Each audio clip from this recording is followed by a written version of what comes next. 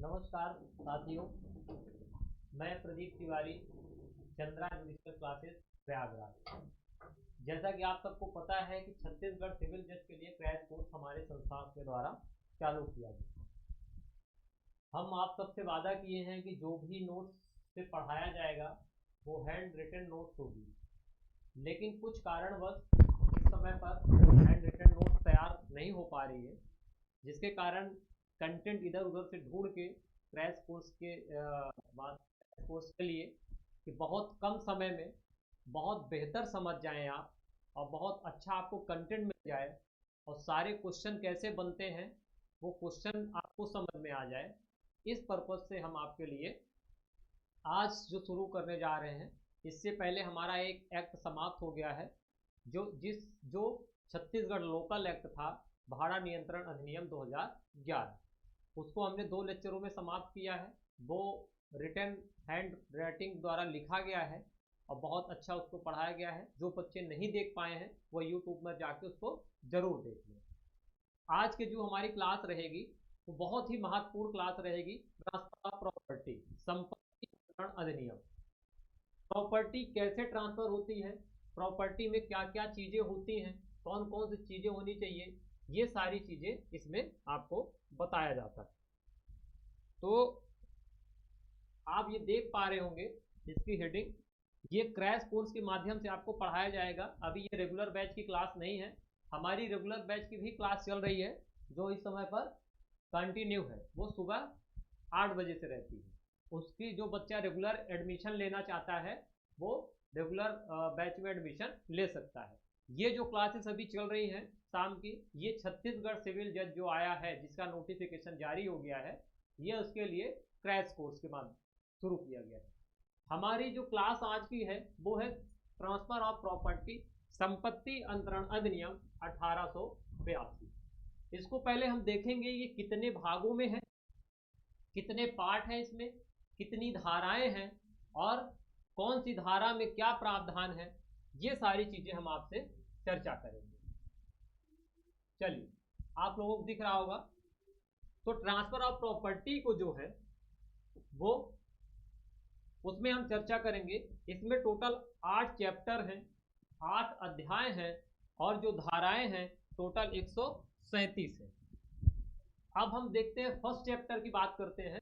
तो पहला चैप्टर जो है धारा 1 से 4 तक बताया गया है अध्याय 1 में। इसको आप चैप्टर वाइज भी याद करिएगा, क्योंकि छत्तीसगढ़ में चैप्टर वाइज संबंधित और सेक्शन संबंधित बहुत सारे क्वेश्चन पूछे जाते हैं। तो जो पहला अध्याय है, पहला अध्याय 1 से 4 की बात करता है। दूसरा अध्याय जो है वो उसमें आपको सेक्शन 5 से लेके 53A तक की प्रावधान करता है। इस अध्याय का जो नाम होगा वो नाम होगा संपत्ति अंतरण अधिनियम संबंधी सिद्धांत। तीसरा अध्याय जो है, जो तीसरा अध्याय है, उस तीसरे अध्याय में 54 से लेके 137 तक जो संपत्ति अंतरण अधिनियम के विभिन्न रीतियों की बात करता है, ये प्रावधान किया गया है। अब हम चर्चा करते हैं कि पहले अध्याय में तो कोई ऐसा पार्ट नहीं है, क्योंकि सेक्शन 1 से लेके 4 तक में उसकी परिभाषा, नाम, प्रारंभ और विस्तार की बात करता है।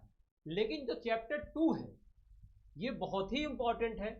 चैप्टर 2 से सबसे ज्यादा क्वेश्चन बनते हैं, इसको ध्यान में आप रखिए, जो सेक्शन 5 से 53A तक की बात करता है। और चैप्टर 3 भी बहुत इंपॉर्टेंट है, जो 54 से लेके 137 तक की बात करता है। इन दो चैप्टरों को आप पूरा फोकस करेंगे। अब हम ये देखेंगे कि चैप्टर जो 2 है उसमें और क्या क्या प्रावधान है, कौन कौन से पार्ट्स हैं। तो ये जो है चैप्टर 2, ये 2 चीजें बात करता है। जैसे कि आप सब जानते हैं कि प्रॉपर्टी 2 तरह की होती है, एक चल प्रॉपर्टी होती है, एक अचल प्रॉपर्टी होती है, जिसको इंग्लिश में कहते हैं मूवेबल प्रॉपर्टी, इमूवेबल प्रॉपर्टी। तो हमको ये ध्यान रखना है, ये प्री के लिए बहुत इंपॉर्टेंट होता है। पहला ये कि सेक्शन 1 से 5 तक ऐसे ही पूछता है, 5 से 37 तक, सेक्शन 5 से 37 तक किस प्रकार की प्रॉपर्टी में लागू होती है ट्रांसफर ऑफ प्रॉपर्टी। तो याद रखिएगा, ये जो है ये जंगम एवं स्थावर दोनों प्रकार की संपत्तियों पर लागू होता है। सेक्शन जो 5 से लेकर 37 तक है वो दोनों प्रकार की संपत्तियों पर लागू होता है। ठीक है, अब हम आते हैं, आगे बढ़ते हैं। तो जब हम इसी का सेक्शन 38 से और 53A तक पढ़ेंगे, क्या पढ़ेंगे, मैंने आपको बताया था कि सेक्शन 2 में जो अध्याय 2 है वो 5 से लेकर और 53A तक की बात करता है। तो 5 से लेकर 53A में इसको हमको दो भागों में बांटना है। किसके भागों में बांटना है? दो भागों में बांटना है। पहला क्या बांटना है? पहला जो 5 से 37 तक है, याद रखिएगा, मेरे साथ याद करिए, पहला जो 5 से 37 तक है, सेक्शन 5 से लेके 37 तक का जो प्रावधान है वो मूवेबल और इमूवेबल दोनों तरह की प्रॉपर्टी से संबंधित सिद्धांतों को बताता है। इसको नोट कर लीजिए, ये प्री का एक क्वेश्चन वेरी इंपॉर्टेंट है। और 38 से लेकर 38 से लेकर 53A तक की जब बात आएगी आपसे, 38 से और 53A की जब बात आएगी तो ये केवल और केवल स्थावर संबंधी संपत्ति से संबंधित अंतरण से सिद्धांतों की बात करता है। ठीक है, तो अध्याय 2 समझ में आया। अध्याय 2 में कितने धाराएं हैं? तो अध्याय 2 5 से लेकर 38 तक की बात करता है, लेकिन अध्याय 2 को हमको दो पार्टों में बांट लेना है।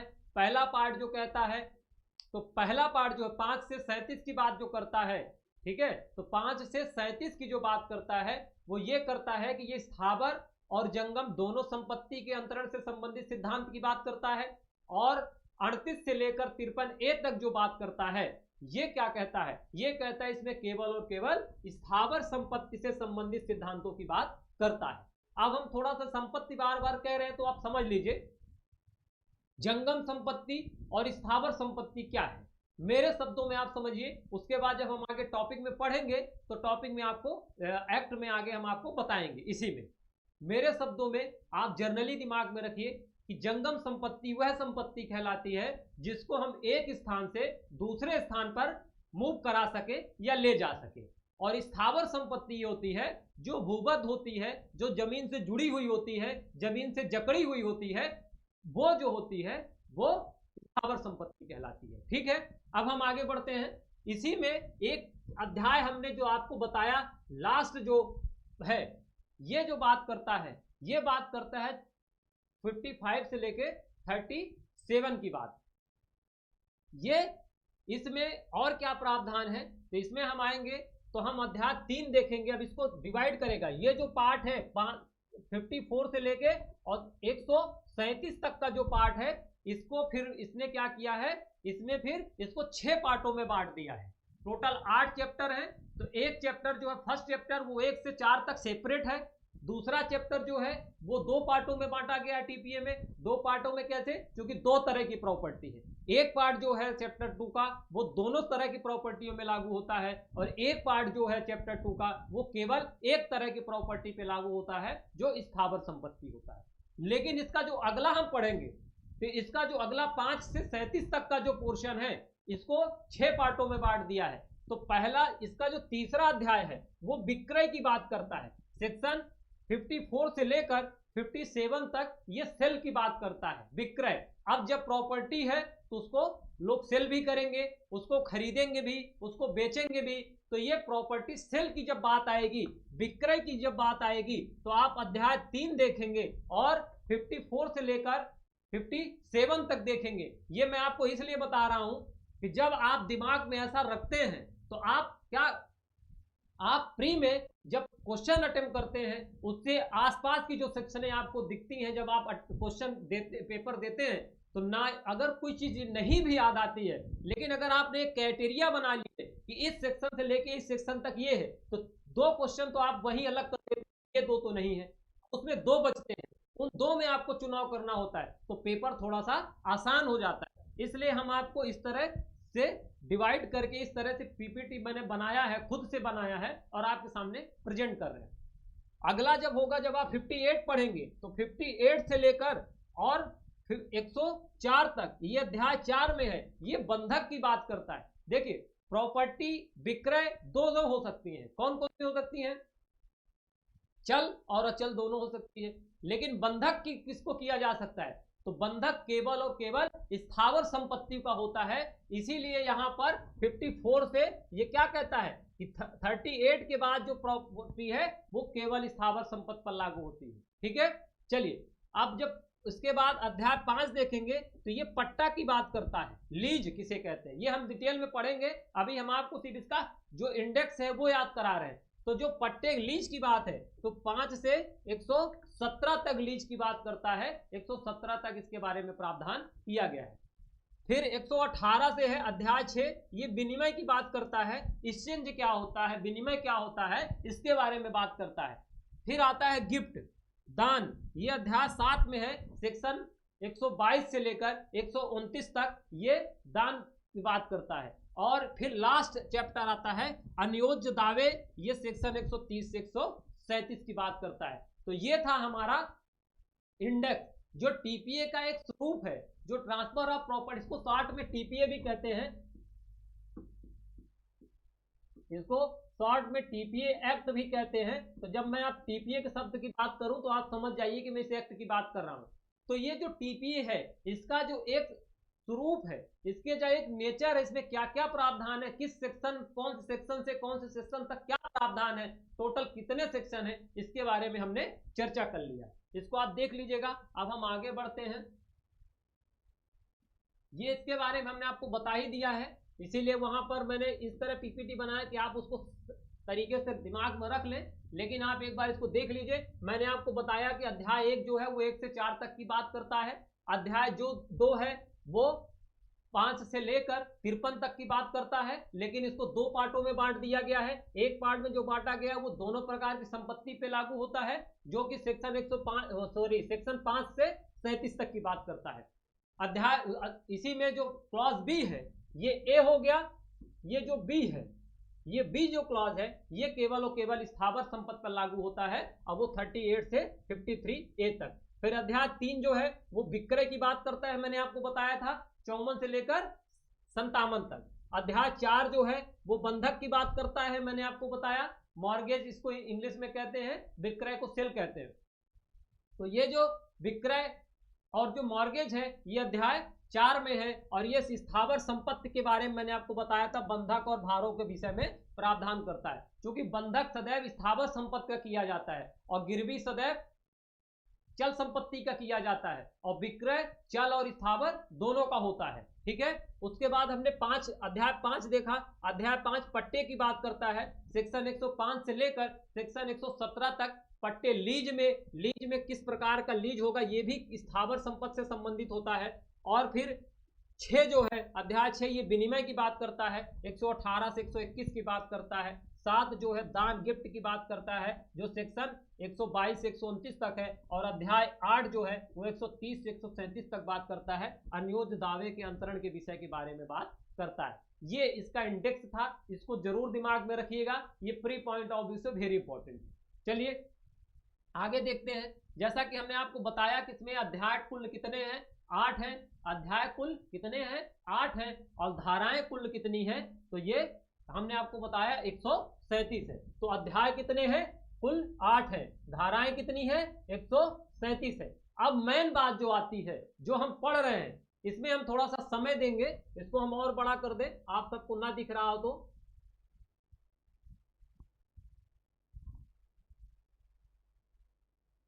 चलिए आई होप इतने में आपको बहुत क्लियर दिखेगा। अब देखिए दिमाग में क्या रखना है, ट्रांसफर ऑफ प्रॉपर्टी में कुल कितने अध्याय हैं, कुल कितने चैप्टर हैं, तो 8 है। कुल कितने सेक्शन है, 137 है। कौन सा सेक्शन, कौन सा पार्ट, कौन सा अध्याय केवल स्थावर संपत्ति पर लागू होता है, और कौन सा अध्याय स्थावर संपत्ति और जंगम संपत्ति दोनों में लागू होता है, ये हमने आपको बता दिया है। कि सिर्फ अध्याय 2 है ऐसा जिसमें टोटल 5 से 53 ए तक का सेक्शन है, जिसमें से 5 से लेकर 37 तक स्थावर और जंगम दोनों प्रकार की संपत्ति पर लागू होता है, और 37 से लेकर 53 ए तक केवल और केवल स्थावर संपत्ति पर लागू होता है। ये 2 क्वेश्चन अनिवार्य रूप से बनेंगे, इसको दिमाग में रखिएगा। अब मेन बात हम इसमें देखते हैं इसकी उद्देशिका क्या है।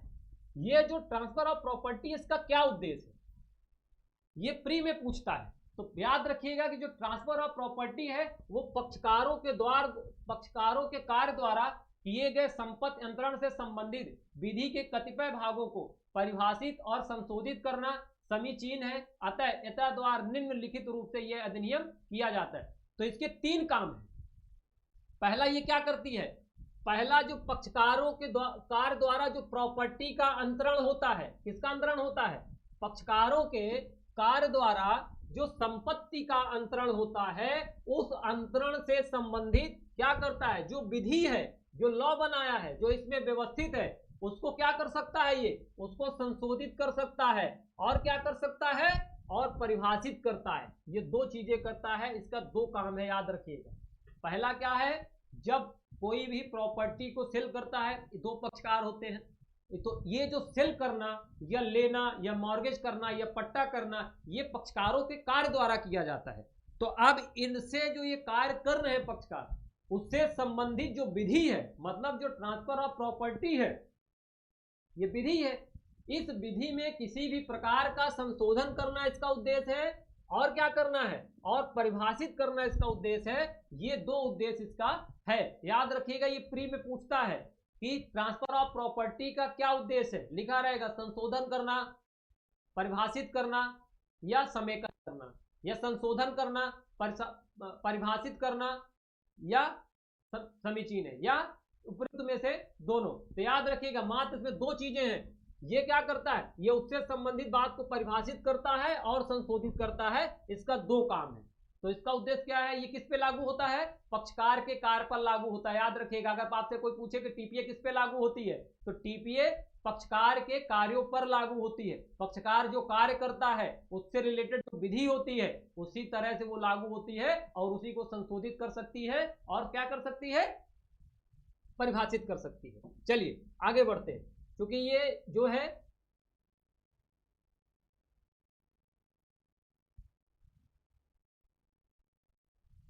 ये यहां पर थोड़ा सा वो है, इसको हम एक बार थोड़ा देख लेते हैं। इसको बहुत अच्छे से पढ़ते रहिएगा। कारण ये है कि अगर आपने जितना मैंने मैटर दे रखा है, अगर आपने इसको बेहतर तरीके से कर लिया तो आप बहुत अच्छा एग्जाम में कर सकते हैं। चलिए अब हम आगे बढ़ते हैं।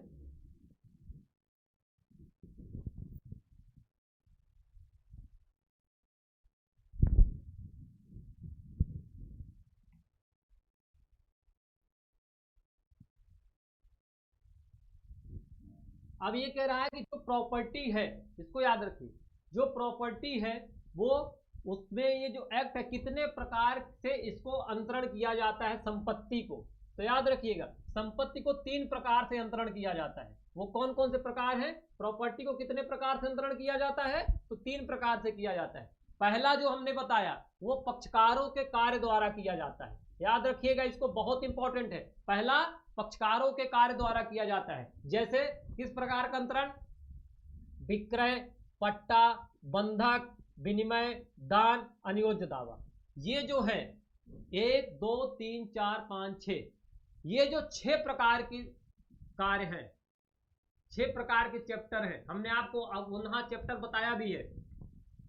विक्रय अगर करता है तो ये पक्षकारों के कार्य द्वारा होगा, पट्टा अगर करता है पक्षकारों के कार्य द्वारा होगा, बंधक जो है वो पक्षकारों के कार्य द्वारा होगा, विनिमय जो है वो पक्षकारों के कार्य द्वारा होगा, दान और अनुयोज्य दावा। अगर इस प्रकार का अंतरण किया जा रहा है ट्रांसफर ऑफ प्रॉपर्टी में, तो ये पक्षकारों के कार्य द्वारा किया जा रहा है। दूसरा और किस प्रकार का अंतरण हो सकता है, विधि के द्वारा। अब विधि के द्वारा जो अंतरण होता है उसको कैसे होगा, तो ये क्या कह रहा है, न्यायालय के आदेश द्वारा दिवालिया होने पर अंतरण यहां पे लिखा है। क्या लिखा है, ये नहीं है, ये दिवालिया होने पर अंतरण न्यायालय की डिग्री, यहां पे क्या है, डिग्री है, क्या है, डिग्री है, न्यायालय की डिग्री के निष्पादन में विक्रय द्वारा किया जा सकता है। तो जब विधि कराती है तो कैसे कराती है, जैसे कोई व्यक्ति क्या करा, जब न्यायालय ऐसे प्रॉपर्टी में कोई आदेश दे देता है, जैसे एग्जाम्पल तौर पर इसको समझिए, ए और बी है, अब इनका दोनों का मामला चल रहा है। अब बी दिवालिया हो गया, इसके पास कुछ नहीं है। अब इसके खिलाफ मान लीजिए कोई डिग्री पारित हो गई, न्यायालय के द्वारा क्या आ गया, न्यायालय के द्वारा क्या आया, कोई डिग्री पारित हो गई। ठीक है, क्या पारित हो गई, कोई डिग्री पारित हो गई। उस डिग्री को निष्पादन कराने के लिए जो न्यायालय आदेश पारित करेगी, इस प्रकार से भी संपत्ति का अंतरण किया जा सकता है। और तीसरा किसके द्वारा किया जाता है? तीसरा अंतरण जो होता है वो वसीयत के द्वारा या उत्तराधिकार द्वारा किया जाता है। ये 3 प्रकार के अंतरण ट्रांसफर ऑफ प्रॉपर्टी में 3 तरह के अंतरण किए जा सकते हैं। अब याद रखिए, आप जब बेरेक्ट पढ़ते हैं तो सिर्फ एक प्रकार का अंतरण जानते हैं, कौन सा? पक्षकार के कार्य द्वारा किया गया अंतरण। आप जैसे ही हेडिंग पढ़ेंगे, ऊपर लिखा है, हमने आपको बताया है इसका उद्देश्य क्या है, पक्षकारों के द्वारा किए गए अंतरण के संबंधित विधि को संशोधित करना और परिभाषित करना, ये इसका उद्देश्य है। तो पहला तो आप जानते थे कि ये पक्षकार के कार्य द्वारा अंतरण होता है, लेकिन 2 तरह के अंतरण और होते हैं, एक विधि के द्वारा। अब इसी से अगर प्रश्न बन जाता, प्री का क्वेश्चन बन जाता, बहुत सारे ऐसे बच्चे हैं जो गलत करके आते, यही गलती हमको नहीं करनी।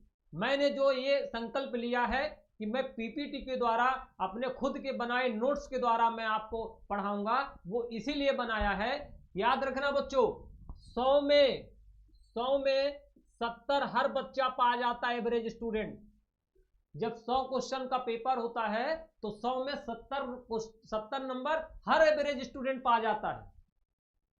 लड़ाई किससे है हमारी?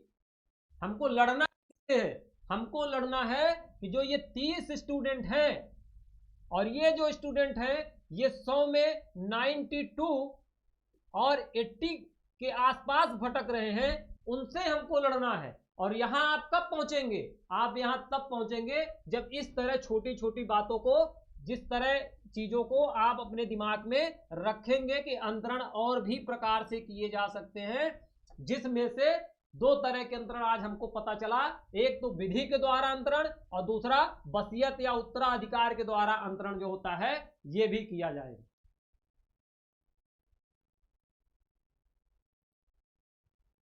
याद रखिए, ठीक है। लेकिन एक बात समझिए, जो ये ट्रांसफर ऑफ प्रॉपर्टी है, इसीलिए मैंने इसको नोट में लिख दिया है कि बच्चे परेशान ना हो, उसको आप जाने।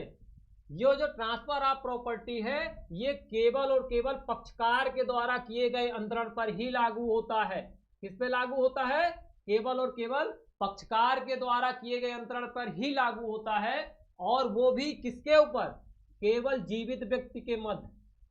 याद रखिएगा, ये 2 प्री के क्वेश्चन है, इसको मोस्ट इंपॉर्टेंट लगा लीजिए, इसको यहां पे लिख दीजिए, मोस्ट इंपॉर्टेंट।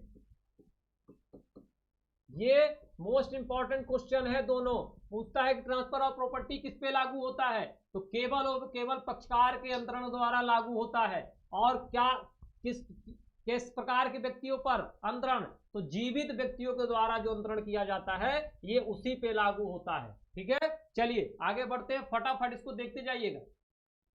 आइए अध्याय 1 देखते हैं, धारा 1 से 4।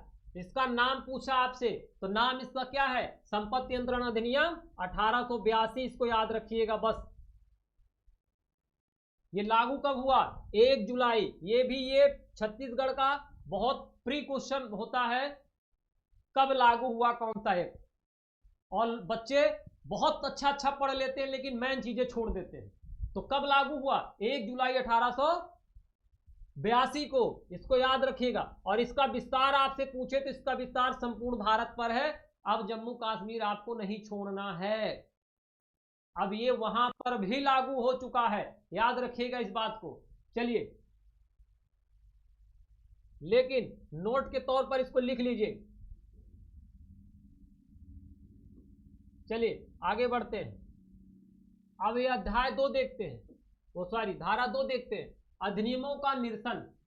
अब ये जो निरसित की बात आती है, इसमें हमको देखना है कि कौन कौन सी चीजें को निरसन की बात करती है। तो ये कहता है कि अनुसूची में निर्दिष्ट अधिनियम निरसित हो जाएंगे, परंतु निम्न प्रकार के प्रभावों, मतलब नीचे जो बताए गए इनमें किसी भी प्रकार का कोई प्रभाव इसका नहीं पड़ेगा। किसमें? अभिव्यक्त रूप से निरसित नहीं किए गए हैं अधिनियमों पर। पहला, किसी संविदा का कोई निबंध या प्रसंगति। और किस पे प्रभाव नहीं पड़ेगा? इस अधिनियम के लागू होने के पूर्व गठित किसी विधि के संबंध में उत्पन्न कोई अधिकार या दायित्व। और किस पे लागू नहीं होगा? विधि की क्रिया या सक्षम अधिकारिता नियुक्त न्यायालय की डिग्री या आदेश के द्वारा था या निष्पादन में कोई अंतरण के सिवाय, जो धारा 154 धारा 54 और अध्याय 4 की बात करता है। मतलब विक्रय को छोड़कर बाकी हर चीज ये निश्चित मानी जाएगी जो अनुसूची में बताई गई है, लेकिन इन चीजों को छोड़कर कौन सा अभिव्यक्त रूप से अगर निश्चित नहीं किया गया है उस पे निरसन नहीं माना जाएगा। और किस पे नहीं माना जाएगा? ऐसे कोई संविदा है या कोई निबंधन है और उससे संबंधित अगर कोई ऐसे निरसन नहीं बताया गया है तो ये नहीं माना जाएगा निश्चित किया गया है। तीसरा क्या कहता है? तीसरा कहता है कि अगर कोई ऐसा अधिकार है विधि से संबंधित या कोई ऐसा दायित्व है या कोई अनुतोष है, इसको भी निश्चित नहीं माना जाएगा। और अगर कोई ऐसा सक्षम अधिकारी जो न्यायालय के द्वारा अगर उसको डिग्री या आदेश द्वारा पारित कर दिया गया है उसको भी निश्चित नहीं माना जाएगा। केवल और केवल किस पर? केवल और केवल अगर विक्रय से संबंधित अध्याय 4 से संबंधित है तो इसको छोड़कर। ठीक है, चलिए अब हम आते हैं सेक्शन 3। जल्दी जल्दी पढ़ेंगे, जितना प्री में आता है उतना ही पढ़ेंगे। सेक्शन 3 बात करती है निर्वचन खंड की बात करती है। निर्वचन खंड क्या है? ये 7 प्रकार की चीजों की बात करती है। पहला, स्थावर संपत्ति क्या कहलाएगी। दूसरा, लिखत क्या है। तीसरा, अनुप्रमाणित क्या है। चौथा, रजिस्ट्रीकृत क्या है। पांचवा, भूबद्ध क्या है। छठा, अनुयोज्य दावा क्या है। और सातवां, सूचना क्या है। ये 7 प्रकार की चीजों को निर्वचन खंड में धारा 3 में बताया गया है। पहले तो आप दिमाग में ये रख लीजिए। अब हम एकाएक कर एक एक चीजों को समझने की कोशिश करेंगे। स्थावर संपत्ति के अंतर्गत क्या नहीं आता है, इसका जो वो है निगेटिव फॉर्म में दिया गया है। याद रखिएगा, इसका जो वो है वो निगेटिव फॉर्म में दिया गया है। ठीक है, देखिए स्थावर संपत्ति को हम देखते हैं। ये कह रहा है कि स्थावर संपत्ति के अंतर्गत क्या नहीं आती है, तो खड़ा काष्ठ, उगती फसलें, घास नहीं आती। यही प्रश्न पूछा जाता है। अब स्थावर संपत्ति में क्या सम्मिलित नहीं है ये देखना है। तो क्या क्या नहीं है? खड़ा काष्ठ, उगती फसलें और घास जो है ये स्थावर संपत्ति में सम्मिलित नहीं है। यही प्री में पूछता है, इसी को हूबहू दिमाग में रख लीजिए। मैंने आपको बताया था, मैंने इसलिए नीचे यहां लिख भी दिया है कि संपत्ति अंतरण अधिनियम में स्थावर संपत्ति का जो परिभाषा दी गई है वो नकारात्मक दी गई है, इसीलिए मैंने यहां नीचे लिख दिया है। ठीक है, चलिए।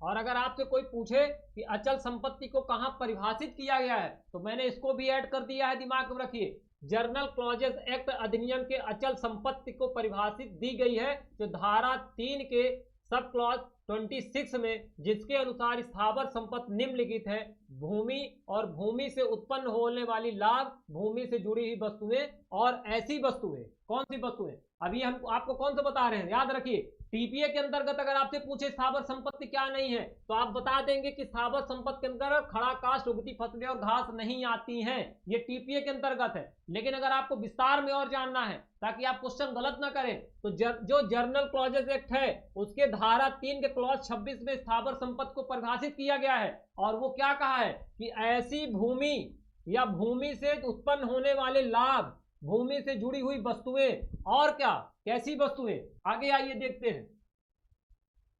ऐसी वस्तुएं जो स्थायी रूप से जुड़ी हुई हैं। स्थायी रूप से मतलब जैसे चल संपत्ति को हम देख ले।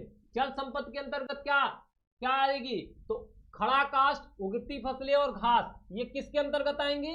ये चल संपत्ति कहलाएंगी। याद रखिएगा ये, इसीलिए मैंने इसको ब्रैकेट में बंद कर दिया है। ये किसके अंतर्गत कहलाएंगी? ये चल संपत्ति कहलाएंगी। एग्जाम्पल देखिए कैसे। यदि वृक्ष फर्नीचर अन्य वाणिज्य प्रयोजन में प्रयोग किए जाने के उद्देश्य से लगाया गया है तो वह वृक्ष खड़ा काष्ठ माना जाएगा और वह चल संपत्ति होगी। कौन से वृक्ष की बात कर रहा है आपको पता है? ये ऐसे वृक्ष की बात कर रहा है जिसको आपको सेल करना है, जैसे सागौन का पेड़।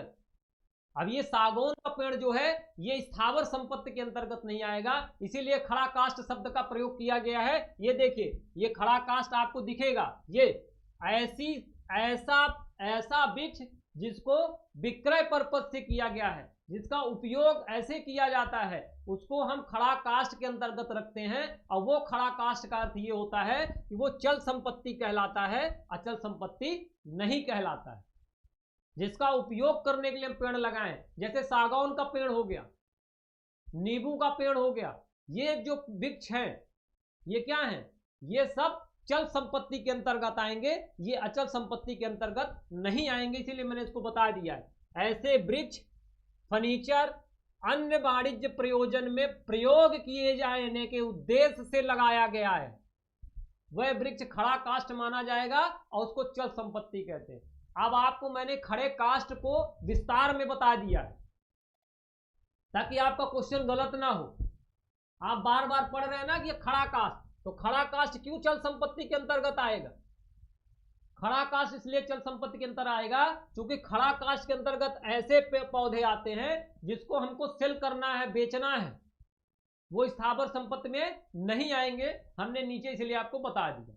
जैसे पेड़ देख लीजिए कौन कौन से खड़े कास्ट के अंदर, जैसे शीशम, साल, सागौन, ये जो है आपने पढ़ा होगा जब आप या तो MPLRC पढ़ेंगे, जब मैं आपको पढ़ाऊंगा तो मैं आपको बताऊंगा, उसमें बताया गया है 12 तरह की 13 तरह की जो लकड़ियां बताई गई हैं। उसमें क्या लिखा है, उसमें शीशम, साल, सागौन, तेंदू, मुंडी, हल्दी, अर्जुन, खवार, ये जो सारी पेड़ों के नाम बताए गए हैं ये सब खड़ा कास्ट के अंतर्गत आएंगे। मैंने एग्जाम्पल के तौर पर आपको बता दिया गया है कौन कौन से, तो याद रखिए शीशम हो गया, साल हो गया और सागौन हो गया। ये 3 प्रकार की जो पेड़े हैं, या और भी पेड़ आपको बताएं, खवार का पेड़ हो गया, अर्जुन हो गया, तेंदू हो गया, हल्दी हो गई, मुंडी हो गई, इस प्रकार के जो पेड़ हैं ये सब विक्रय पर्पज से लगाया जाता है। विक्रय पर्पज से मतलब जैसे सागौन से क्या बनता है, दरवाजे बनते हैं, खिड़की बनती है, सोफा बनता है, फर्नीचर बनता है। इसी तरह से साल से क्या बनते हैं, महंगी महंगी फर्नीचरें बनती हैं। शीशम से क्या बनता है, और महंगी, सबसे लेट खराब होने वाली, काफी समय तक चलने वाली जो लकड़ी होती है वो शीशम, साल, सागौन होती है। इसीलिए इसको लोग किसमें उपयोग करते हैं, वाणिज्य पर्पज से उपयोग करते हैं, इसीलिए खड़ा कास्ट कहलाएगा। अब आपसे पूछे कि आम का पेड़ क्या है, किसमें आएगा, तो आम का पेड़ स्थावर संपत्ति पे आएगा, ना कि वो चल संपत्ति पे आएगा, याद रखिएगा। चलिए आगे बढ़ते हैं। लेकिन यदि कोई ऐसा वृक्ष, मैंने आपको बताया था ना, अभी जस्ट बताया हूं, लेकिन यदि कोई ऐसा वृक्ष है जो छाया के लिए लगाया जाता है या फल के उद्देश्य से लगाया जाता है, वो खड़ा कास्ट नहीं कहा जाता और वह अचल संपत्ति होती है। इसको भी दिमाग में रखिएगा। ऐसा पेड़ जिसको विक्रय पर्पज से लगाया जाता है वो खड़ा कास्ट पे आता है, लेकिन ऐसा पेड़ जो फल खाने के लिए लगाया जाता है, पेड़ का छाया लेने के लिए लगाया जाता है, ये जो पेड़ होता है ये क्या कहलाता है, अचल संपत्ति कहलाता है। मैंने एग्जाम्पल के तौर पर आपको बताया है, जैसे आम का पेड़ जो है, ये मैंने कुछ यहाँ पे लिख के रखा है, ये बहुत पूछा जाता है, इसको आप देख लीजिए और इसको पढ़ लीजिए। जैसे आम का पेड़ है, आम का पेड़ फल के लिए लगाया जाता है, गर्मियों में फल खाना है, छांव भी लेना है, इसलिए आम को पेड़ को हम क्या कहते हैं, स्थावर संपत्ति कहते हैं। अमरूद का पेड़ ये स्थावर संपत्ति पे आएगा, ये खड़ा कास्ट पे नहीं आएगा। खड़ा कास्ट में कौन से आएंगे, शीशम, साल, सागौन, हल्दी, मुंडी, खवार, तेंदू, ये जो प्रॉपर्टी है ये सब किसमें आएंगी, खड़े कास्ट के अंतर्गत आएंगे। अब हम देख लेते हैं, ये प्री में बहुत पूछा जाता है, चल संपत्ति के उदाहरण कौन कौन से हैं और अचल संपत्ति के उदाहरण कौन कौन से हैं, इसको हम थोड़ा सा देखेंगे। चल संपत्ति और अचल संपत्ति ये प्री में बहुत पूछा जाता है। खड़ा कास्ट जो आएगा वो खड़ा कास्ट किसमें आएगा, चल संपत्ति में आएगा। उगती फसलें चल संपत्ति, उगी घास चल संपत्ति, पूजा का अधिकार चल संपत्ति, रॉयल्टी पाने का हक चल संपत्ति, सरकारी प्रीमियम नोट चल संपत्ति, लगान के बकाया वसूली चल संपत्ति, भरण पोषण के अधिकार की वसूली, ये चल संपत्ति में आएंगे। इसी प्रकार से आप लोग बना के लिख लीजिए, इससे एक क्वेश्चन प्री में पूछना 100% अनिवार्य है। समझ में आई बात? तो आपसे कोई पूछे कि चल संपत्ति के अंतर्गत पूछेगा, ये चल संपत्ति के अंतर्गत आता है तो आपको दे देगा। खड़ा कास्ट, उगती फसलें, उगी घास या पूजा का अधिकार, उपरोक्त में थे सभी। तो ये आप कब बताएंगे? जब आपको ये याद होगा। तो मेरे साथ दोहराइए, उंगलियों में गिनिए। चल संपत्ति क्या कहलाएगी? खड़ा कास्ट, उगती फसलें, उगी हुई घास, पूजा का अधिकार, रॉयल्टी का अधिकार और सरकारी प्रीमियम नोट, और उसके बाद लगान बकाया की वसूली और भरण पोषण की वसूली जो होती है, ये चल संपत्ति के अंतर्गत आती है। तो चल संपत्ति आपको समझ में आई? इसको इसी तरह से आप डिवाइड करके अपने दिमाग में रख लेंगे। एक क्वेश्चन ये प्री में 100% पूछेगा। मेरी पढ़ाई हुई वीडियो, मेरा दिया हुआ नोट्स अपने पास रखिएगा, और जब आप छत्तीसगढ़ क्वेश्चन अटेम्प्ट करके आइएगा, छत्तीसगढ़ पेपर दे के आइएगा, और फिर मेरे पढ़ाई हुई वीडियो को सुन लीजिएगा, मेरे दिए हुए नोट्स को एक बार एनालिसिस कर लीजिएगा। अगर इससे बाहर क्वेश्चन आपको दिखता है तो मेरे पर्सनली नंबर में मुझे फोन करके बताइएगा। बशर्ते आप तभी सही कर पाएंगे जब सारे क्वेश्चन, सारी वीडियो आप अच्छे से पढ़ के और फिर एग्जाम देने जाएंगे। आपका प्री कोई रोक नहीं सकता है, ये मैं दावा करता हूं। चलिए अब आ जाइए, स्थावर संपत्ति के अंतर्गत क्या क्या आएगा। तो पहला कहता है मार्ग का अधिकार। अब अगर मार्ग का अधिकार है, कहीं जाने आने का अधिकार है, वो स्थावर संपत्ति के अंतर्गत आएगा, ये पूछा जाता है। दूसरा और कौन सा है? पुजारी जो पद होता है, पुजारी का जो अनुवांशिक पद होता है, ये स्थावर संपत्ति के अंतर्गत आता है। अच्छा, अनुवांशिक शब्द मतलब समझते हैं क्या होता है? दर पीढ़ी दर। जैसे आप देखिए मंदिर में जो होता है, जिसका बाबा गुरु होता है, उसका नाती भी गुरु होता है, फिर उसका लड़का भी गुरु होता है, फिर उसके लड़के का लड़का भी गुरु होता है। वो इस मंदिर में अगर एक बार नियुक्त हो गया तो वो दर पीढ़ी दर उसमें चलता रहता है, वो बदलता नहीं है जब तक वो खुद ना छोड़ दे।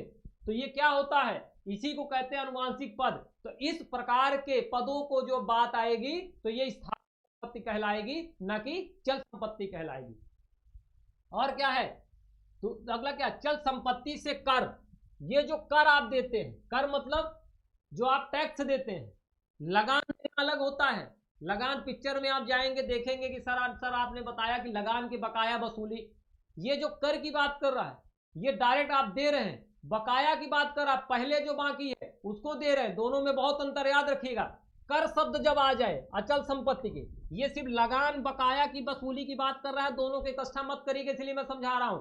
जब आपके सामने लगान बकाया की वसूली शब्द आ जाए तो लगान को आप ये ना सोचिएगा कि सर ने कर बताया था तो कर भी तो लगान है। याद रखिएगा, इसमें सीधे सीधे लिखा है कि अचल संपत्ति से कर लेना की बात कर रहा है। किस संपत्ति से? अचल संपत्ति से। तो जब ये शब्द आ जाए कि अचल संपत्ति से कर लेने का क्या होगा, तो स्थावर संपत्ति होगा। लेकिन जब लगान की बकाया वसूली की बात आएगी तो क्या होगा? ये चल संपत्ति होगा। और कौन सा? मछली पकड़ने तथा ले जाने का अधिकार। ये मछली जो पकड़ते हैं तालाबों में, ये स्थावर संपत्ति का अंतर्गत आएगा। मोचन का अधिकार, मोचन शब्द जो लिखा है, मोचन का अधिकार जो होता है, ये भी किसके अंतर्गत आता है? स्थावर संपत्ति के अंतर्गत आता है। मशीनरी जो जमीन से संलग्न है, जो जमीन से जुड़ी हुई है, ये भी स्थावर संपत्ति के आता है। मीन क्षेत्र का हक, ये भी स्थावर संपत्ति के अंदर आता है। और ताड़ का वृक्ष जो होता है, ताड़ का वृक्ष, ताड़ मतलब समझते हैं? नहीं समझते हैं? आप पढ़ेंगे, अभी हम आपको पढ़ाएंगे आबकारी अधिनियम। आबकारी अधिनियम में इस ताड़ को बताएंगे कि ताड़ क्या कहलाता है। ठीक है, एक तरह का ये एल्कोहल ही होता है, कह सकते हैं, ये बनाया जाता है। तो ताड़ का वृक्ष जो होगा वो भी क्या कहलाएगा? स्थावर संपत्ति के अंतर्गत आएगा। अब मेरे साथ आप एक बार याद करिए, चल संपत्ति में क्या नहीं आती है, ये देखना है हमको। क्या आती है? नहीं। चल संपत्ति के अंतर्गत क्या नहीं आती है? तो क्या नहीं आती? मार्ग का अधिकार चल संपत्ति के अंतर्गत नहीं आती। पुजारी का अनुवांशिक पद चल संपत्ति के अंतर्गत नहीं आती। अचल संपत्ति से कर वसूला चल संपत्ति के अंतर्गत नहीं आती। मछली पकड़ने तथा ले जाने का अधिकार चल संपत्ति के अंतर्गत नहीं आती। मोचन का अधिकार चल संपत्ति के अंतर्गत नहीं आती। मशीनरी के जमीन से जुड़ी हुई मशीनरी चल संपत्ति के अंतर्गत नहीं आती। और ताड़ का वृक्ष जो है ये भी चल संपत्ति के अंतर्गत नहीं आता। ये सारे क्या है? अचल संपत्ति। अब चल संपत्ति के अंतर्गत क्या आएगा? तो खड़ा काष्ठ चल संपत्ति। उगती फसलें मतलब खेत में जो आप गेहूं धान वगैरह लगाते हैं, इसकी बात कर रहे हैं। उगी हुई घास, जो आप साधारण समतल जमीनों में जो घास उगी रहती है, जिसको काट के आप गाय भैंस को डाल देते हैं, उसकी बात कर रहा है। ये भी चल संपत्ति होगी। पूजा का अधिकार, अगर आप किसी मंदिर में राइट से पूजा करने का आप लेना चाहते हैं, जाना चाहते हैं, ये चल संपत्ति का अधिकार है। रॉयल्टी पाने का हक, किताब वगैरह जो प्रकाशन होती है उससे जो रॉयल्टी मिलती है उसका हक जो होगा वो चल संपत्ति कहलाएगा। सरकारी प्रीमिसरी नोट की बात कर रहा है, ये भी चल संपत्ति होगा। लगान के बकाया वसूली, ये भी चल संपत्ति होगा। सबसे ज्यादा बच्चे कहाँ कंफ्यूज होते हैं, याद रखिएगा, जो बहुत भरमाता है, भरण पोषण के अधिकार की वसूली क्या कहलाएगी, इसको मोस्ट इंपॉर्टेंट लगा लीजिए, प्री में आने के लिए मैं बता दे रहा हूं प्री में क्या क्या आएगा। ये मैं दूसरे पेन से लिख रहा हूं, दूसरे कलर से याद रखिएगा। एक आप याद कर लीजिए, खड़ा कास्ट, मोस्ट इंपॉर्टेंट। याद तो वैसे सबको आपको होना चाहिए, लेकिन कौन कौन विशेष होना चाहिए, खड़ा कास्ट, उगती फसलें, पूजा का अधिकार, ठीक है, लगान बकाया वसूली और भरण पोषण का अधिकार, ये जो है इनको जरूर दिमाग में रखिएगा, ये सब अचल संपत्ति में आएंगे। अचल संपत्ति में आपको क्या क्या याद रखना है जो प्री में सबसे ज्यादा पूछा जाता है। पहला पूछा जाता है मार्ग का अधिकार, पुजारी का अनुवांशिक पद का अधिकार, मछली पकड़ने या ले जाने का अधिकार, मोचन का अधिकार और मीन क्षेत्र का हक। ये जो होता है, ये इतने प्रकार की जो हम आपको बता रहे हैं, ये विशेष तौर पर याद रखिएगा, ये प्री में पूछे जाते हैं। याद आपको सब होने चाहिए, लेकिन ये जरूर है। तो चलिए, आपको ये कंफर्म हुआ ना कि चल संपत्ति के अंतर्गत क्या आएगा और अचल संपत्ति के अंतर्गत क्या आएगा। आइए अब हम आगे बढ़ते हैं। एक शब्द आपने सुना होगा कि भूमि से जो प्राप्त लाभ होता है, यहां आपने पढ़ा ना, मैंने आपको भी बताया था कि भूमि से जो लाभ प्राप्त होता है, जैसे ना भूमि से कर प्राप्त करने का, ये अचल संपत्ति से कर लेना, तो भूमि से जो प्राप्त लाभ होता है वो क्या क्या होता है, इसको देख लीजिए। तो कौन कौन सी बातें होती हैं, जैसे बाजार, मेले, हाट, मकान से किराया लाभ, नाव चलाने से लाभ, मछली पकड़ने का हक, खनिज पाने का हक और पीढ़ी दर पीढ़ी भत्ते, वही जो हमने आपको बताया। ये इतने प्रकार के जो होंगे ये भूमि से प्राप्त किए जाते हैं और ये सब अचल संपत्ति के अंतर्गत आते हैं। समझ में आई बात। चलिए ये देखिए, मैंने इसमें एक केस भी बताया है, किस केस में इसको कहा गया है, इसको भी दिमाग में रखिएगा। मैं बहुत मेहनत करके ये बनाया हूं बेटा, इसको बहुत अच्छे से पढ़िएगा, आपका प्री का क्वेश्चन इससे अतिरिक्त कहीं नहीं जाएगा। अब ये जो है बाजार, मेले, हाट, मकान, किराए से लाभ, नाव चलाने का लाभ, मछली पकड़ने का हक, खजिन पाने का अधिकार और दर पीढ़ी दर की भत्ते की बात है। ये एक केस था हाजी सुखन बनाम बोर्ड ऑफ रेवेन्यू का केस था। इस केस में नगर पालिका द्वारा कूड़ा भूमि से प्राप्त लाभ को भी अचल संपत्ति कहा गया है, याद रखिएगा।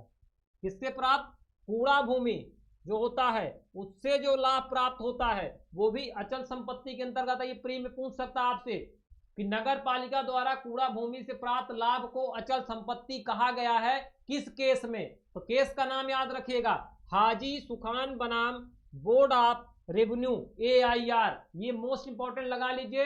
ये जब प्री का क्वेश्चन बनेगा लगभग बच्चे इसको नहीं कर पाएंगे, इसलिए मैं इसको लेके आया हूं आपके सामने कि बहुत सतर्कता से पढ़ के जाना है। तो ये जो हाजी सुखनाम बनाम बोर्ड ऑफ रेवेन्यू है, इसमें कहा गया था कि नगर पालिका द्वारा जो कूड़ा भूमि है उससे प्राप्त जो लाभ होता है वो अचल संपत्ति कहलाता है। ठीक है, चलिए आगे बढ़ते हैं, क्योंकि क्रैश में है। इसको जब हम टीपीए को जब हम विस्तार में पढ़ाएंगे तो और बहुत चीजें आपको बताएंगे। अभी हम आपको उतना बता रहे हैं जितने में आप क्या कर लें, जितने में आप बेहतर कर लें। ठीक है, चलिए आइए अब देखिए लिखत क्या है। अभी हमने देखा निर्वाचन खंड का क्लॉज 1 स्थावर संपत्ति। अब हम क्या देख रहे हैं, लिखत किसे कहते हैं। तो लिखत ये प्री में पूछा जाता है। लिखत के अंतर्गत आवश्यती लिखत अभिप्रेत है, बस इसको दिमाग में रखिएगा। लिखत के अंतर्गत क्या अभिप्रेत है, आवश्यती लिखत अभिप्रेत है। लिखत के अंतर्गत क्या है, आवश्यती लिखत अभिप्रेत है।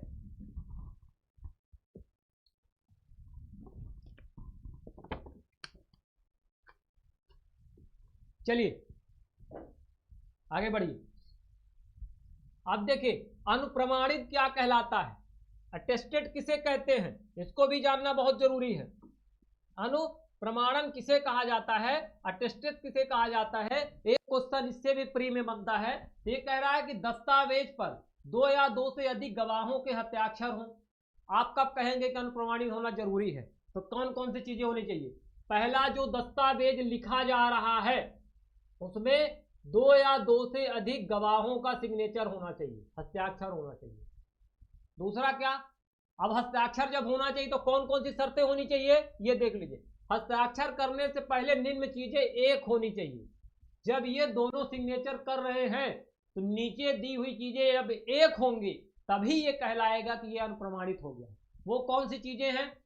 पहला, गवाह ने अंतरणकर्ता या निष्पादक को हस्ताक्षर करते देखा हो।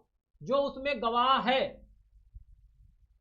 तो उसमें जो अंतरकर्ता है या निष्पादक को, जो अंतरण करता है या जो निष्पादक को हस्ताक्षर करते देखा हो, पहली बात। दूसरा क्या हो, अंतरणकर्ता निष्पादक की उपस्थिति में, जो अंतरण करता है उसके किसके उपस्थिति में, निष्पादक के उपस्थिति में उसके निर्देश से किसी अन्य व्यक्ति को हस्ताक्षर करते देखा हो, या तो वह स्वयं हस्ताक्षर कर रहा हो निष्पादक, या निष्पादक हस्ताक्षर तो नहीं कर रहा है लेकिन निष्पादक की उपस्थिति में वो किसी को निर्देश दे रहा है कि तुम इसमें सिग्नेचर करो। अब वह व्यक्ति उसमें सिग्नेचर किया हो, अब वो सामने वाला व्यक्ति जो है उसको सिग्नेचर करते देखा हो। और क्या, तीसरा क्या है, अंतरणकर्ता या निष्पादक के हस्ताक्षर या अंगूठे क्या हो या चिन्ह व्यक्ति अभिस्वीकृति प्राप्त की हो, और जो अंतरण करता है वो ऐसे निष्पादक के, जो उसको निष्पादित कर रहा है, उसके हस्ताक्षर से संबंधित, उसके अंगूठे से संबंधित या उसके चिन्ह से संबंधित उस व्यक्ति से व्यक्तित्व अभिस्वीकृति प्राप्त कर ली हो। मतलब वह व्यक्ति ये कहा हो कि हाँ, ये जो सिग्नेचर किया गया है, जो ये अंगूठा लगाया गया है, ये जो चिन्ह लगाया गया है, ये मेरे द्वारा लगाया गया है, मेरे सामने लगाया गया। अगर इतनी प्रकार की चीजें आ जाती है तब ये माना जाएगा कि ये अटेस्टेड है। क्या क्या, पहली बात आपसे पूछ सकता है कि ट्रांसफर ऑफ प्रॉपर्टी के अंतर्गत अनुप्रमाणित करने के लिए कितने साक्ष्यों की आवश्यकता, कितने गवाहों का सिग्नेचर होना अनिवार्य है। लिखा रहेगा एक सिग्नेचर, एक गवाह, 2 या अधिक गवाह, केवल 2 गवाह या उपरोक्त में से कोई नहीं। तो याद रखिएगा 2 या अधिक गवाहों का सिग्नेचर होना ट्रांसफर ऑफ प्रॉपर्टी में अनुप्रमाणन के लिए आवश्यक है। दूसरा, और कौन सी शर्त होनी चाहिए, तो ये पूछता है तो हस्ताक्षर करने से पहले निम्न बातें होनी चाहिए। क्या, एक, गवाह ने अंतरणकर्ता या निष्पादक को हस्ताक्षर करते देखा हो। जो गवाह है, जो वहां गवाही दे रहा है, वो स्वयं, जैसे मान लीजिए ये ए है और ये बी है, अब ये बी यहां सिग्नेचर कर रहे हैं, ए इसकी गवाही दे रहे हैं, तो ए के सामने ये सिग्नेचर कर रहे हो, ये बात वो कह रहा है, याद रखिए। दूसरा, ऐसे अंतरणकर्ता या निष्पादक की उपस्थिति में और उसके निर्देश में किसी अन्य व्यक्ति को हस्ताक्षर करते देखा हो। या मान लीजिए ये जो बी है, ये तो सिग्नेचर खुद नहीं कर रहे हैं, लेकिन ये सी को आदेश कर दिए हैं। किसको आदेश कर दिए हैं, सी को आदेश कर दिए तुम सिग्नेचर करो, और सी को ये क्या किए हो, सिग्नेचर करते हुए देखे हो। ठीक है, और क्या कह रहा है, या अंतरणकर्ता निष्पादक के हस्ताक्षर या अंगूठे या चिन्ह की व्यक्तिगत अभिस्वीकृति प्राप्त की गई हो, या तो बी के द्वारा ऐसे किए गए सिग्नेचर को, ऐसे किए गए स्वीकृति को, या ऐसे किए गए चिन्ह लगाए गए को वो स्वयं से ये कहे हो कि ये मेरे द्वारा की गई है, उसके सामने वो स्वीकृति पाई हो, तब ये माना जाएगा कि ये जो दस्तावेज है ये क्या हो गया, अनुप्रमाणित हो गया। इसी को हम कहेंगे अनुप्रमाणन। ठीक है, आइए, अनुप्रमाणन के समय प्रत्येक गवाह की उपस्थिति एक ही समय आवश्यक नहीं है, लेकिन याद रखिए, मान लीजिए इस मामले में 3 लोग गवाह हैं, ए है, A2 है और A3 है। अब होना तो सब में यही चाहिए, लेकिन अब जरूरी नहीं है कि तीनों गवाह एक साथ उपस्थित हो। एक आके सिग्नेचर करके चला गया, 2 आया देखा सिग्नेचर करके चला गया, ये जरूरी नहीं है कि तीनों एक साथ हो, याद रखिएगा। इसीलिए मैंने नीचे लिखवा दिया है, लिख दिया कि अनुप्रमाणन के समय प्रत्येक गवाह की उपस्थिति एक ही समय में आवश्यक नहीं है। अनुप्रमाणित करने के लिए कोई विशेष प्रारूप भी आवश्यक नहीं है। एक बात और दिमाग में रखिएगा, कि आप जो अनुप्रमाणित कर रहे हैं दस्तावेज, उसको लिए कोई विशेष प्रारूप नहीं है कि पहले अंतरणकर्ता सिग्नेचर करेगा, फिर निष्पादक करेगा, फिर गवाह करेंगे। इससे जरूरत नहीं है। गवाह का ऊपर भी सिग्नेचर हो सकता है, नीचे भी हो सकता है, बगल में भी हो सकता है। इसके लिए कोई प्रारूप निर्धारित नहीं किया गया है। तो अब आप बताइए, आपको अनप्रमाणित समझ में आया कि नहीं आया? अटेस्टेड समझ में आया? इससे प्री का क्वेश्चन बनेगा, आप दिमाग में रखिएगा। प्री कितने क्वेश्चन बनेगा? अनप्रमाणित क्या है, कितने साक्ष्यों की आवश्यक, कितने गवाह होना अनिवार्य है, और कौन कौन सी प्रक्रिया होनी चाहिए, ये अगर आपने पढ़ लिया है तो आप अनप्रमाणित बहुत अच्छा कर लेंगे। ठीक है, चलिए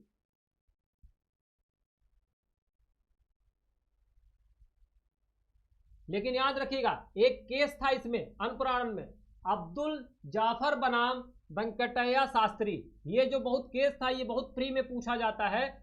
इस केस में कहा गया था कि जो उप रजिस्ट्रार होता है या जो रजिस्ट्रीकरण अधिकारी होता है, जो ऐसे दस्तावेज का पंजीयन करते हैं, उनकी प्रमाणीकरण के साक्षी के रूप में उपधारित नहीं किया जाएगा। मतलब जो उप रजिस्ट्रार हैं, जो पंजीयन अधिकारी हैं, रजिस्ट्रीकरण अधिकारी हैं, इनको साक्षी नहीं माना जाएगा। ये किस केस में कहा गया है? ये कहा गया अब्दुल जाफर बनाम Venkataiah Shastri, AIR 1969, supreme court. याद रखिएगा, ये इंपॉर्टेंट है, इसको मोस्ट इंपॉर्टेंट लगा लीजिए। कि जितने केस हम आपको दे रहे हैं, इस केस को अच्छे से पढ़ लीजिएगा। अब चलिए आगे बढ़ते हैं। अनुप्रमाणन का प्रभाव क्या होता है, ये देख लेते हैं। अनुप्रमाणन की अनुपस्थिति में दस्तावेज शून्य अथवा अप्रभावी होते हैं और ऐसे दस्तावेज को न्यायालय द्वारा लागू नहीं कराया जाता है। अब अगर मान लीजिए कि अनुप्रमाणन जो है, जो अनुप्रमाणन है उसकी अनुपस्थिति है, तो ऐसी दस्तावेज शून्य हो जाएगा और अप्रभावी हो जाएगा, और इसको न्यायालय क्या करेगी? लागू नहीं कराएगी। ये याद रखिएगा, ये इसका प्रभाव होता है। अगर कोई ऐसा दस्तावेज है जो अनप्रमाणित नहीं है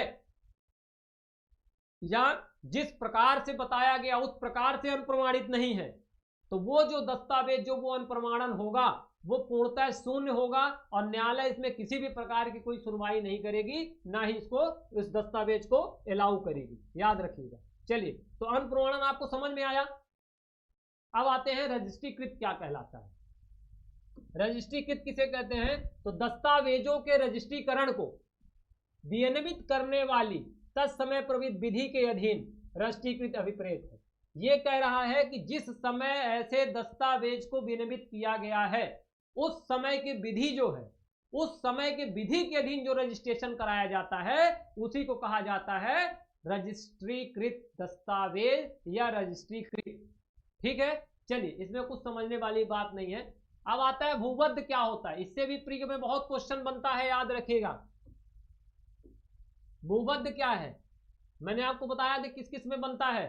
स्थावर संपत्ति के अंतर्गत कौन कौन से आते हैं, चल संपत्ति के अंतर्गत कौन कौन आते हैं, स्थावर संपत्ति क्या है, लिखत क्या कहलाती है, अनुप्रमाणित क्या होती है, और अगला जो टॉपिक है प्री के हिसाब से वो है भूबद्ध के अंतर्गत क्या आते हैं। अब देखिए भूबद्ध के अंतर्गत क्या आते हैं। भूमि से मूलित जैसे पेड़ और झाड़ियां। अब ये जो पेड़ और झाड़ी है ये भूबद्ध कहलाएंगी, क्योंकि ये भूमि से जुड़ी हुई है। और क्या है? भूमि में निविष्ट जैसे भीतियां, निर्माण। याद रखिएगा, मूलित और निविष्ट में क्या अंतर है? मूलित और निविष्ट में क्या अंतर है, इसको देख लीजिए। मूलित और निविष्ट में क्या अंतर है, इसको देख लीजिए। मूलित वो कहलाता है जो पेड़ सीधे धरती से उगता है। क्या होता है? जो सीधे जमीन से उगता है, जैसे पेड़। क्या? पेड़। अब ये किसी भी तरह के पेड़ हो सकते हैं। ये क्या होता है? ये जमीन से उगता है, इसको मूलित कहते हैं। मूलतः मतलब ये सीधे पेड़ से उगा है। निविष्ट मतलब क्या होता है? निविष्ट मतलब हम उसमें निवेश करना। निविष्ट एक तरह से दिमाग में रखिए, निवेश करना। अब निवेश पैसे से होता है, तो आप इसको अंदाजा लगा लीजिए कि पैसे से निवेश क्या होता है। हम कोई घर बनाते हैं तो पैसा लगा के तो बनाते हैं, तो निवेश कर रहे हैं। तो अगर हम जमीन में कोई निवेश कर रहे हैं, निवेश मतलब घर बना रहे हैं या कोई और ऐसी चीजें कर रहे हैं, वो जो निविष्ट होगा उसको, इसका अर्थ होता है निवेश करना। क्या? निवेश करना। अब निवेश के अंतर्गत क्या क्या आएगा? निवेश के अंतर्गत आएगा घर। निवेश के अंतर्गत क्या आएगा? घर, ठीक है ना। अब घर से संबंधित जैसे घर में कौन कौन से, जैसे भीतियां, ठीक है ना, ऐसे बहुत सारी चीजें। तो मूलित और निविष्ट में दो में अंतर आपको पता चल गया होगा, मैंने इसीलिए इसको थोड़ा सा विस्तार से बता दिया। और क्या आएगा? और ऐसे विषय वस्तु के लिए बद्ध हैं जिसमें यह बाध्य है कि उसका स्थायी लाभप्रद उपयोग किया जा सके, जैसे खिड़की, यद्यपि प्रत्यक्ष रूप से जमीन में नहीं है। अब ये कह रहा है कि मान लीजिए और क्या आएगा भूमि में निवेश या भूबद्ध, और क्या कहलाएगा? तो ऐसी भी चीजें भूबद्ध कहलाएंगी जिसको हम इस प्रकार से बाध्य किए गए हैं, मतलब जकड़े गए हैं कि जिसको हम स्थायी रूप से उसको क्या करें, उपयोग में लाएं, लाभ में उपयोग में लाएं। जैसे घरों के अंदर जो हम दरवाजे वो खिड़कियां लगाते हैं उसका उपयोग में लाते हैं। किस लिए लाते हैं? कि हम सूर्य भगवान का लाभ सामने से आए, हवाएं अच्छी आए, सफोकेशन ना हो, तो ये हम लाभ ले रहे हैं। तो ये जो खिड़कियां होती हैं ये भी भूबद्ध कहलाती है, ठीक है, गड़ी हो। परंतु जमीन में गड़े हुए भवन से आबद्ध होने के कारण अचल संपत्ति का रूप ले लेती हैं। यदि यह स्थायी रूप से आबद्ध नहीं है तो चल संपत्ति कहलाएंगी। अब दो चीजें हैं, ये कह रहा है कि जो ये खिड़कियां हैं, जो दीवार है, अगर वो स्थायी रूप से जमीन में जुड़ जाते हैं तो ये कहलाएंगे कि चल संपत्ति है।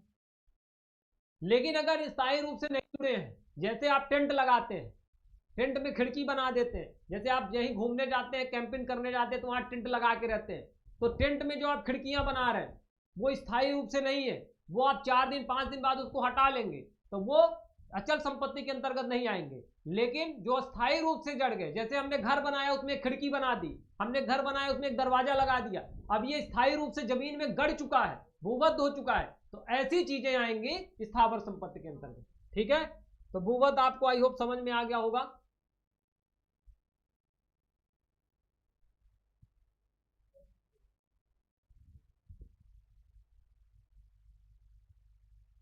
अब देखिए अनियोज्य दावा, लोग ट्रांसफर ऑफ प्रॉपर्टी तो पढ़ते हैं, इसको पढ़ के निकल भी जाते हैं अनियोज्य दावे को, लेकिन आज तक बहुत कम ऐसे बच्चे होंगे जो इसका पूर्णतः तरीके से इसका अर्थ जानते हैं या उनको याद हो, ठीक है। वो मैं इसलिए कह रहा हूं कि बहुत से बच्चों की ऐसी समस्या मेरे सामने आई है। मैं जब से पढ़ा रहा हूं तब से बहुत सारे ऑफलाइन मेरा जो बैच चलता है उसमें भी बहुत सारे बच्चे बहुत सारे क्वेश्चन इसमें करते हैं और उसके बाद वो संतुष्ट होते हैं। तो ये कह रहा है अनियोज्य दावा क्या कहलाएगा। दावे का मतलब आप समझते हैं क्या होता है। अनियोज्य दावे से ऐसा दावा प्रेत है जिसका किसी अप्रतिभूत ऋण अथवा चल संपत्ति में हित जो कि दावेदार के अधिपत्य में नहीं हो।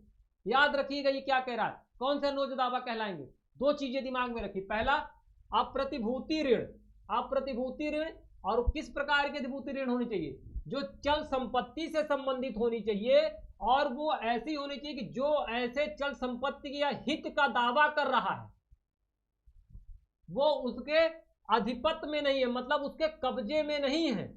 इस प्रकार के ऋण से संबंधित अगर कोई व्यक्ति दावा कर रहा है और वो ऐसा दावा चल संपत्ति से संबंधित दावा है, जैसे पैसा, रुपया, गाड़ी, ऐसी चीजों का दावा है, अब वो उसके कब्जे में नहीं है, उसके अधिपत्य में नहीं है, अब वो अपने हित का दावा कर रहा है, इसको कहा जाता है अनियोज्य दावा। याद रखिएगा पहली बात, अनियोज्य दावा जो होता है वो, ठीक है, किस में नहीं आता है, ये केवल चल संपत्ति से संबंधित आता है, इस बात को याद रखिएगा। अनियोज्य दावा, अनियोज्य दावे जैसे अगर कोई मामले आते हैं आपके सामने आता है, आप अगर प्रैक्टिस कर रहे हैं या आपको मेंस लिखना है या प्री से संबंधित है, तो याद रखिएगा अनियोज्य दावा उस दावे को कहा जाता है जो चल मेरे साथ दोहराइए, मैं आपको बता रहा हूं, याद हो जाएगा अभी और समझ भी जाएंगे। अनियोज्य दावा उस दावे को कहा जाता है जो अप्रतिभूत ऋण हो। ऋण कैसा हो, पहला अप्रतिभूत ऋण हो, लेकिन वो ऋण होना कैसे चाहिए, चल से संपत्ति संबंधी होना चाहिए। और जो व्यक्ति जैसे ए है वो हित अपना क्या कर रहा है, दावा कर रहा है, हित दावा करने वाले व्यक्ति के ऐसी संपत्ति, ऐसे चल संपत्ति का जो अप्रतिभूत ऋण है वो उसके अधिपत्य में नहीं है, उसी को कहते हैं अनियोज्य दावा। समझ में आई बात? आ गई? आगे बढ़े, चलिए और आगे देखिए और क्या। अनियोज्य दावे से ऐसे ऋण के दावा हैं जो किसी उस ऋण से संबंधित नहीं। अब किस ऋण से संबंधित नहीं है? जिसको निम्नलिखित तरीकों से प्राप्त किया जाता है। अगर ये 3 प्रकार के तरीकों से ऋण प्राप्त किया जाता है, ठीक है। पहला, चल संपत्ति के बंधक से संबंधित ऋण हो। दूसरा, चल संपत्ति गिरवी से संबंधित ऋण हो। और चल संपत्ति हित जो दावेदार के कब्जे में नहीं है। इस प्रकार के अगर ऋण हैं तो क्या कहलाएंगे? अनियोज्य दावा कहलाएंगे। उसके बाद, तथा सिविल न्यायालय अनुतोष देने के लिए आधार प्रदान करने वाले मानता हो, चाहे ऐसा ऋण जंगम संपत्ति के लाभप्रद हित के वर्तमान पूर्वधान रहित या समर्थित हो। लेकिन जो आप हित चल अनियोज्य दावा का जो आप वो कर रहे हैं, अनियोज्य दावा कर रहे हैं, याद रखिएगा उसको जो सिविल न्यायालय है वो अनुतोष देने के लिए मानती हो कि इसमें आपको अनुतोष मिलना चाहिए, तो ये माना जाएगा कि आप अनियोज्य दावा है। अब आपको मैं बताऊंगा कि कौन अनियोज्य दावा है और कौन अनियोज्य दावा नहीं है, ताकि आपके समझ में आ जाए। मैंने आपको हाँ बताया था ना कि अनियोज्य दावा अचल संपत्ति पे होनी चाहिए और अप्रतिभूति ऋण होनी चाहिए, और जिस व्यक्ति को जो व्यक्ति ऐसा दावा कर रहा है उसके कब्जे में नहीं होनी चाहिए, उसके अधिपत्य में नहीं होने चाहिए। ठीक है, तो आइए देखिए अनियोज्य दावा के आवश्यक तत्व दिमाग में रखे रहिए, ये प्री में क्वेश्चन इससे बन सकता है। तो अप्रतिभूति ऋण होनी चाहिए और चल संपत्ति लाभप्रद हित होनी चाहिए, जो हमने आपको बताया है। आप देखिए अनियोज्य दावा के उदाहरण देखिए कौन कौन से हैं, आपको समझ में आ जाएगा। पहला क्या है? बकाया किराए की राशि के लिए दावा। अब ये मैंने क्यों कहा आपको, वहां हमने क्या कहा? बकाया किराए की राशि के लिए दावा। अब मान लीजिए इसमें ए जो मैंने आपको समझाने की कोशिश की है और बी है, ठीक है। अब ए मकान मालिक है, बी किराएदार है, ठीक है। अब यहां पर ए ने अपना एक घर बी को 500 रुपए पर मंथ में दिया था। अब बी ने 2 महीने तक उस किराए का या 3 महीने तक उस किराए को नहीं दिया।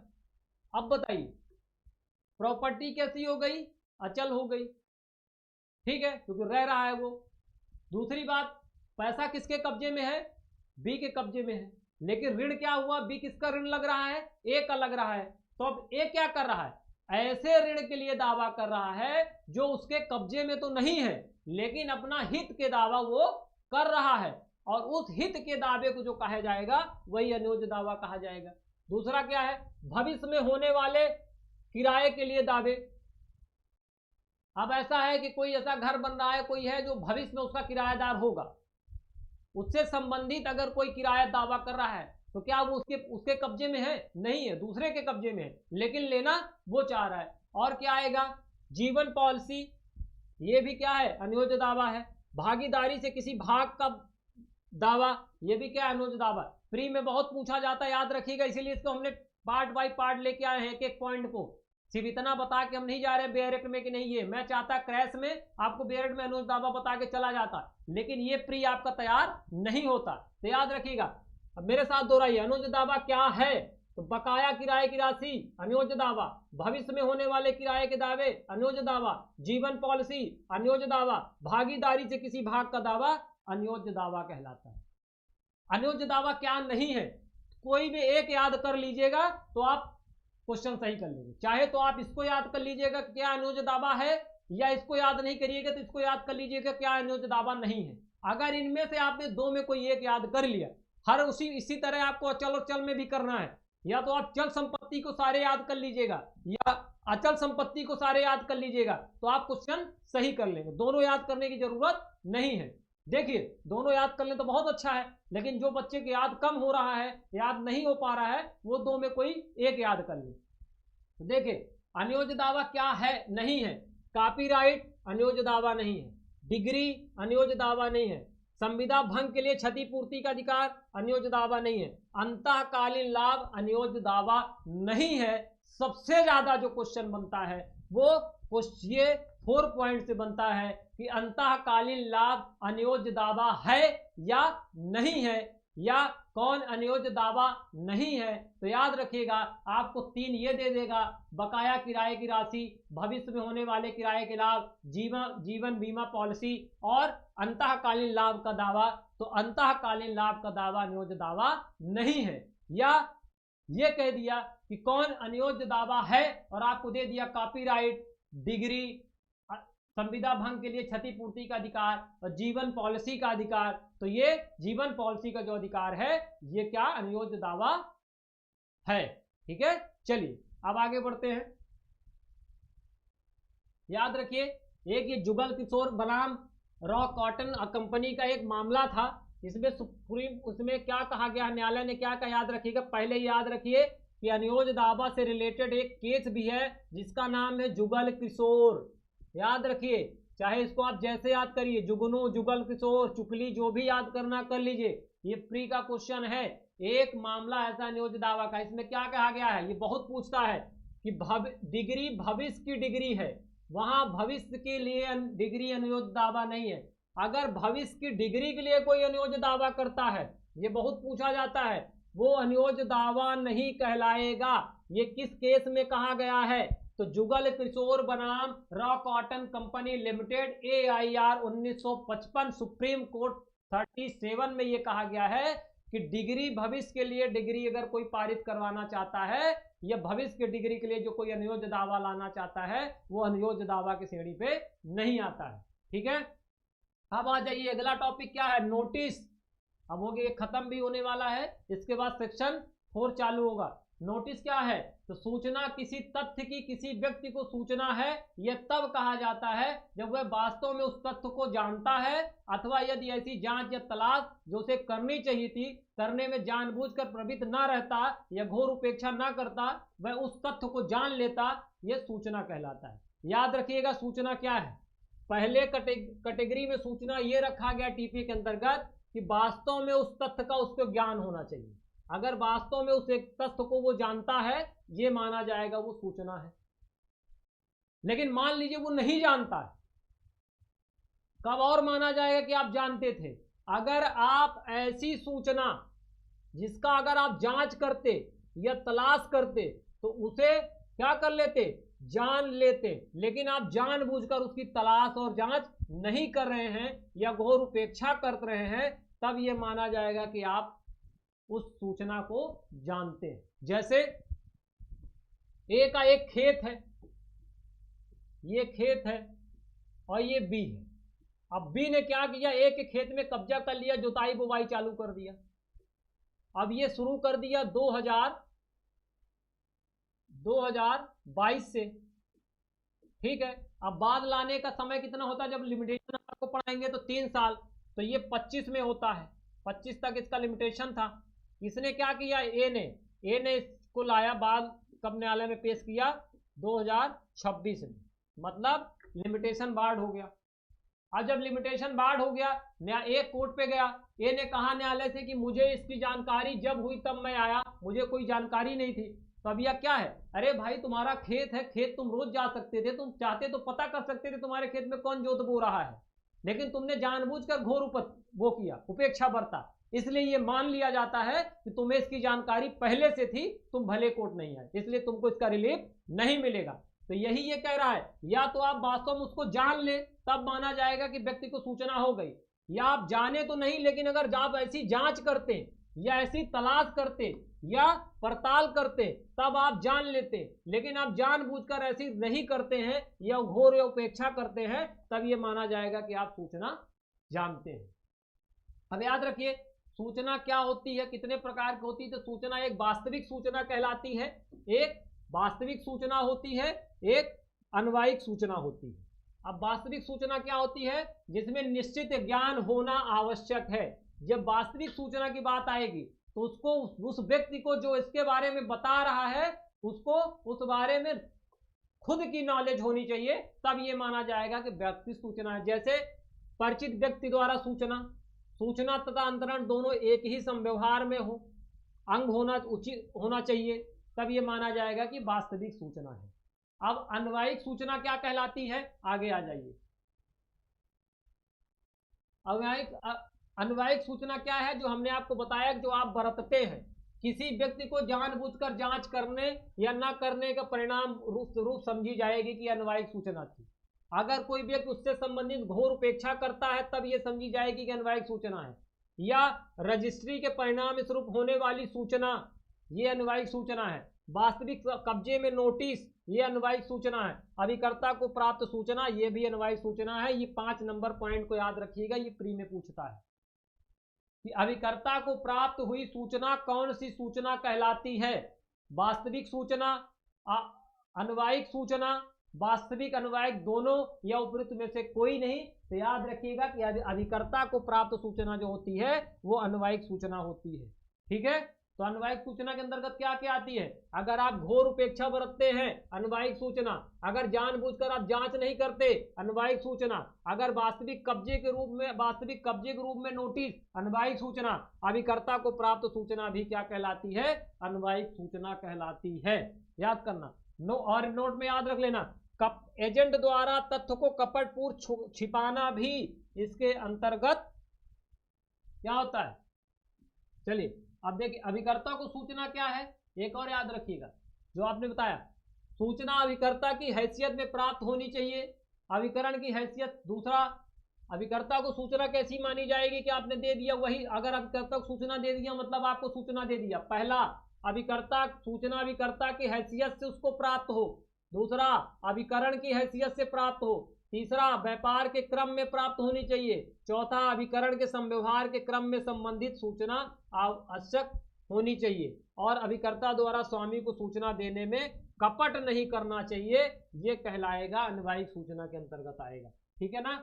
और ये सूचना का सिद्धांत जो है याद रखिएगा, ये बहुत पूछा जाता है कि सूचना का जो सिद्धांत है उससे संबंधित कौन कौन सी धाराएं हैं। तो याद रखिएगा, धारा 39, 40, 41 और 43 और 53 और 53A ये सूचना के सिद्धांत पर आधारित हैं। ये प्री का क्वेश्चन है, इसको मोस्ट इंपॉर्टेंट लिख लीजिए। और इसके अतिरिक्त अगर आप एसआरए में आ जाइए, विशिष्ट अनुतोष अधिनियम जो है इसमें धारा 27 तथा न्यास अधिनियम में धारा 95 क्या है? सूचना से संबंधित है। ये सूचना के सिद्धांत पर आधारित है, ये याद रखिएगा। आपसे पूछ सकता है कि ट्रांसफर ऑफ प्रॉपर्टी के अंतर्गत सूचना संबंधित सिद्धांत से कौन कौन सी धाराएं संबंधित हैं। तो 39, 40, 41, 43, 53 और 53A जो है ये सूचना के सिद्धांत पर आधारित है। और यह सारे कौन सी धारा सूचना से सिद्धांत पर आधारित है? तो धारा 27। और न्यास अधिनियम कौन सी धारा सूचना पर आधारित है? तो धारा 95। चलिए आगे बढ़ते हैं।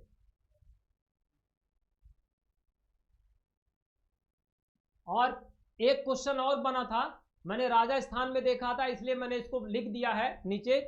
जो पंजीयन की सूचना होती, याद रखिएगा, इसको प्री में पूछा, राजस्थान में पूछा गया था। जो पंजीयन की सूचना है वह कौन सी कहलाती है? तो याद रखिए, पंजीयन की सूचना है या नहीं, यह एक तथ्य का प्रश्न है, ना कि विधि का। ये पूछता है कि पंजीयन की लोग विधि मार देते हैं, तो याद रखिए उनको लगता है पंजीयन है, एक्ट से संबंधित है। याद रखिए, पंजीयन की जो सूचना होती है वो तथ्य का प्रश्न होता है, विधि का प्रश्न नहीं होता है। ये किस मामले में कहा गया है? तो याद रखिएगा, ये कहा है तिलकधारी बनाम खेदन लाल। यही पूछा ही गया था कि किस केस में यह कहा गया है कि पंजीयन की सूचना तथ्य का प्रश्न है, ना कि विधि का प्रश्न। तो याद रखिएगा, इस दो तरह का प्रश्न बन सकता है। पहला, या तो केस पूछ सकता है कि किस केस में कहा है, तो तिलकधारी बनाम खेदन लाल के मामले में कहा गया है। दूसरा कैसा प्रश्न बन सकता है कि पंजीयन की सूचना तथ्य का प्रश्न है या विधि का। तो याद रखिए, पंजीयन की सूचना तथ्य का प्रश्न है, विधि का प्रश्न नहीं है।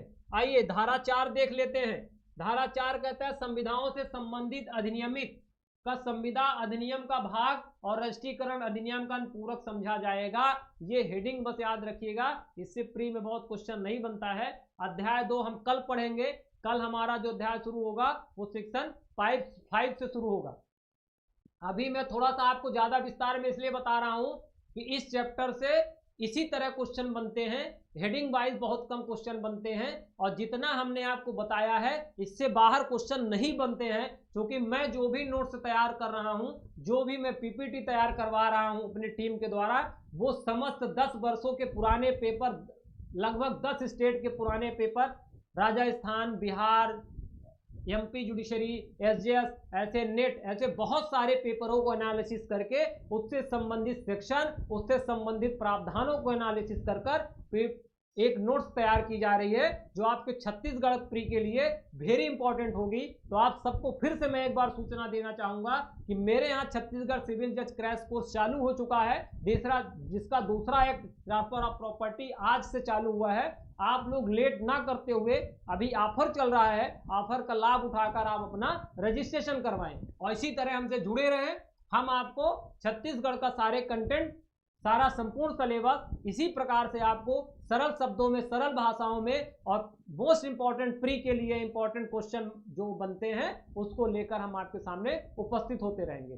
धन्यवाद। आप सब अपना ध्यान रखिए। और सबसे बड़ी बात है, इलाहाबाद में इतना बड़ा कुंभ लग रहा है, आप सब जहां कहीं भी हो यहां जरूर आएं, क्योंकि ये 140 साल बाद ये कुंभ लग रहा है, 140-42 साल बाद ये कुंभ लग रहा है। यहां आकर आप शाही स्नान जरूर करें, क्योंकि फिर मुझे नहीं लगता है कि इस जीवन काल में ऐसे कुंभ में नहाने का मौका मिलेगा। जय श्री राम, नमस्कार।